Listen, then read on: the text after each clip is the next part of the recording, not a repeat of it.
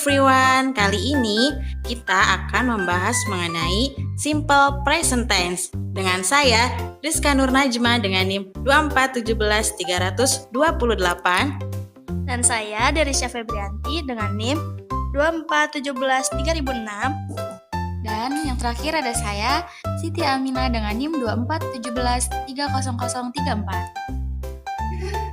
Ayo coba tebak, percakapan di samping itu menggunakan tense apa?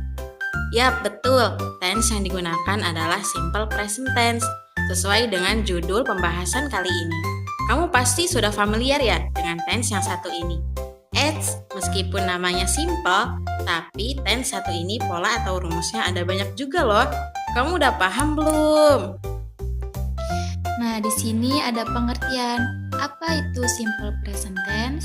Jadi, simple present tense adalah tense yang digunakan untuk menjelaskan kejadian yang teratur, rutin, atau kebiasaan yang terus terjadi sehari-hari. Simple present tense juga bisa digunakan untuk menunjukkan suatu hal yang sedang terjadi saat ini. Fungsi simple present tense.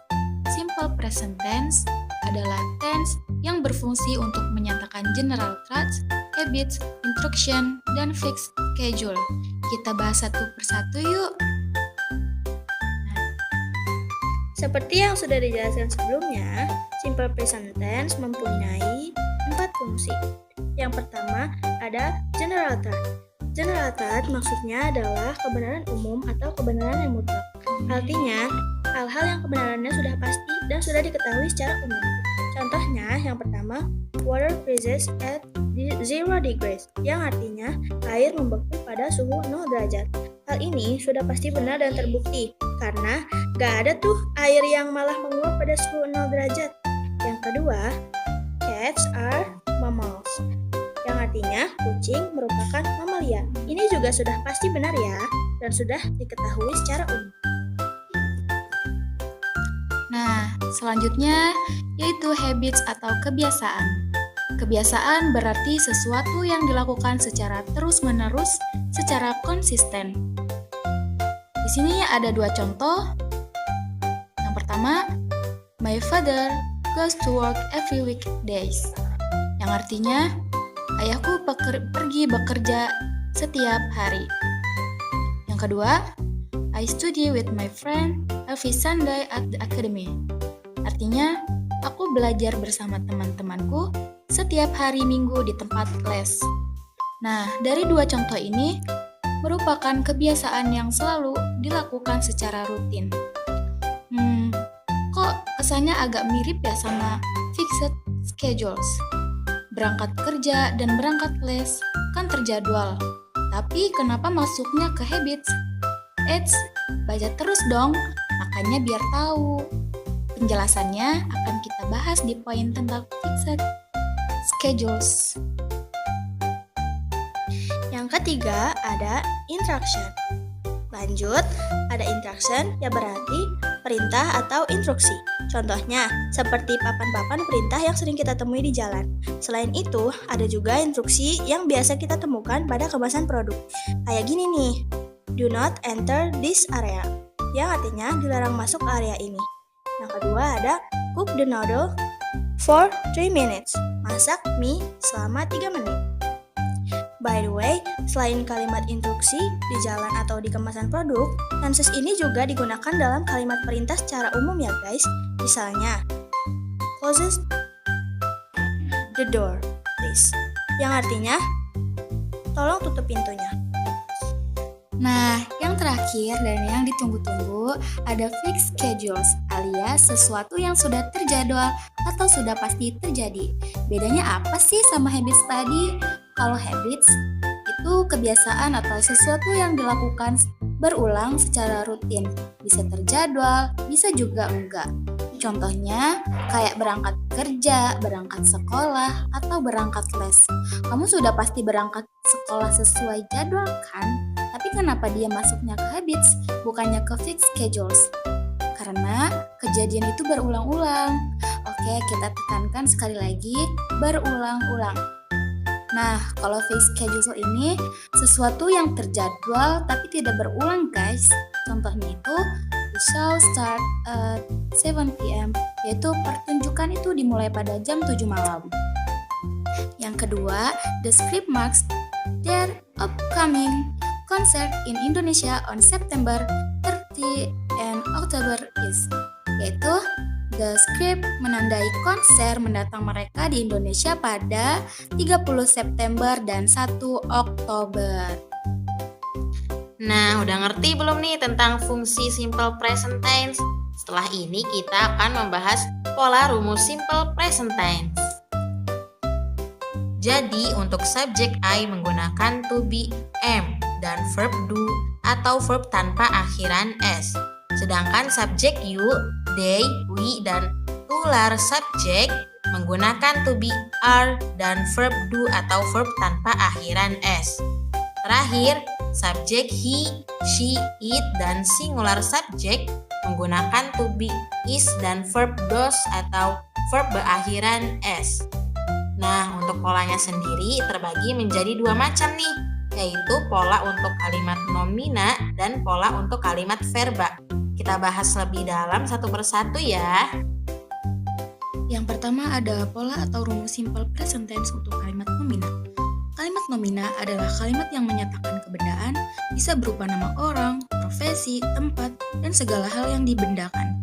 Jadi predikatnya yaitu berupa to be, is, am, dan are. Kenapa to be-nya is, am, dan are? Karena simple present tense merupakan bentuk present alias masa sekarang atau saat ini. Sehingga to be yang tepat adalah to be bentuk present, yaitu is, am, dan are. Biar gak bingung sendiri, yuk kita bedah masing-masing bentuk tersebut plus contoh-contohnya. Positive form, maksudnya adalah kalimat yang berbentuk atau bernilai positif.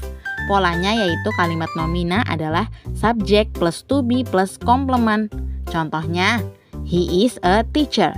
Dia adalah seorang guru. Nah, kalau yang menyatakan negasi atau penyangkalan namanya negative form. Jadi, kalimat negative form ini adalah kalimat yang bernilai negatif.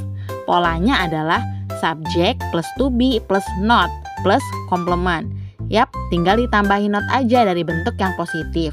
Contohnya, Mom is not a chef. Ibuku bukan seorang chef. Kemudian ada interrogative form. Maksudnya adalah kalimat yang berbentuk kalimat tanya. Jadi jangan lupa pakai tanda tanya ya.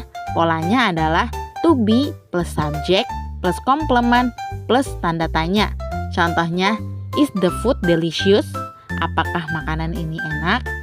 Nah, terakhir ada interrogative form with WH question. Apa nih maksudnya? Apa bedanya sama interrogative form yang tadi? Bedanya adalah interrogative form yang ini menggunakan WH question alias kata tanya yang mengandung huruf WH. Contohnya what, when, where, who, dan lain sebagainya. Untuk polanya, WH question plus to be plus subject plus tanda tanya. Contohnya, who is that boy? Siapa laki-laki itu? Yang kedua, ada pola atau rumus dari simple present tense untuk kalimat verba. Kalimat verba adalah kalimat yang menyatakan tindakan atau perlakuan. Jadi, predikatnya berupa verb atau kata kerja. Verb yang digunakan hukumnya wajib verb 1. Sekali lagi, wajib verb 1. Kenapa? Karena simple present tense merupakan bentuk present alias masa sekarang atau saat ini. Sehingga verb yang tepat adalah verb 1. Cus, langsung aja kita bahas yuk. Untuk positive form kalimat verba, polanya adalah subject plus verb 1 plus s plus complement. Nah, verbnya ini bisa dipakai yang biasa tanpa akhiran s atau yang berakhiran s tergantung subjeknya. Masih ingat ya tabel subjek yang kita bahas tadi? Kalau subjeknya I, you, they, we, dan plural subjek, pakainya verb yang tanpa akhiran s. Kalau subjeknya he, she, it, dan singular subjek, pakainya verb yang berakhiran s. Contoh, I read a letter. Aku menulis sebuah surat. Next, kita ke bentuk negatif. Untuk negatif form kalimat verba, polanya adalah subject plus do atau does plus not plus verb 1 plus complement. Masih ingat ya kalau negatif form kita sisipkan not untuk menyatakan negasi atau penyangkalan. Contoh, she does not bring an umbrella. dia tidak membawa payung. Oke, lanjut. Untuk interrogative form kalimat verba, polanya adalah do atau does plus subject plus verb 1 plus complement plus tanda tanya. Jangan lupa pakai tanda tanya. Contoh, do you like it? Apakah kamu menyukainya? Terakhir banget, ada interrogative form with WH question kalimat verba. Polanya adalah WH question plus do atau does plus subject plus verb 1 plus complement plus tanda tanya. Sama juga dengan kalimat nomina. Di bentuk yang ini WH questionnya ditekankan di awal kalimat sebelum to be.